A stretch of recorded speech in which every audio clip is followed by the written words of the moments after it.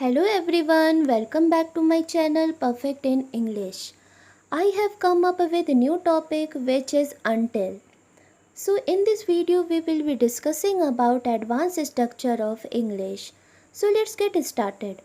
We frequently use these sort of sentences in our daily life like जब तक मैं नहीं आऊँगा तब तक मत जाना, मैं डांस क्लास तब तक शुरू नहीं करूँगा जब तक सभी छात्र नहीं आ जाते, जब तक हमें छूट नहीं मिलती हम ऑनलाइन कुछ भी नहीं खरीदेंगे, जब तक तुम्हारे एग्ज़ाम्स चल रहे हैं तब तक टीवी ऑन नहीं होगा, जब तक मेरी बात समाप्त न हो जाए तब तक बीच में बोलना मत, मैं तब तक संगीत सुनता हूँ जब तक मुझे नींद नहीं आ जाती, जब तक इन पौधों पर सूरज किरणें नहीं पड़ेंगी तब तक ये पौधे मुरझाए ही रहेंगे।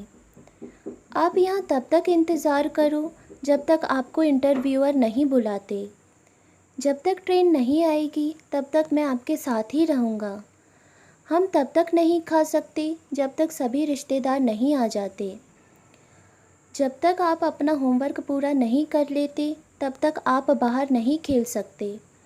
So guys, in this video we would be discussing about how to make these sort of sentences. So what's the meaning of until? The meaning of until is जब तक नहीं. So let's have a look at few examples. जब तक मैं नहीं आऊँगा तब तक मत जाना. Until I come don't go.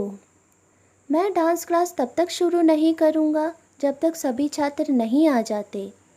I will not start dance class until the all students come. जब तक हमें छूट नहीं मिलती हम ऑनलाइन कुछ भी नहीं खरीदेंगे.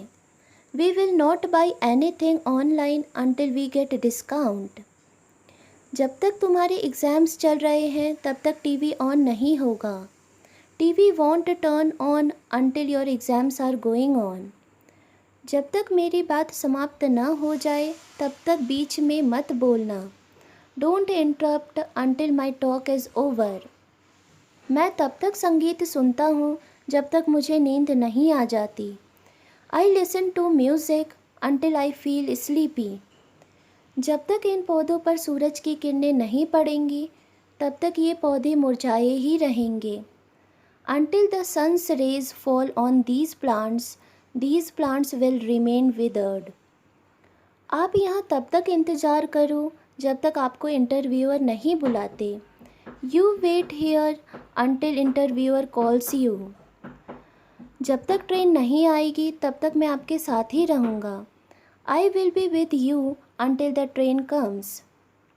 हम तब तक नहीं खा सकते जब तक सभी रिश्तेदार नहीं आ जाते. We can't eat until all the relatives come.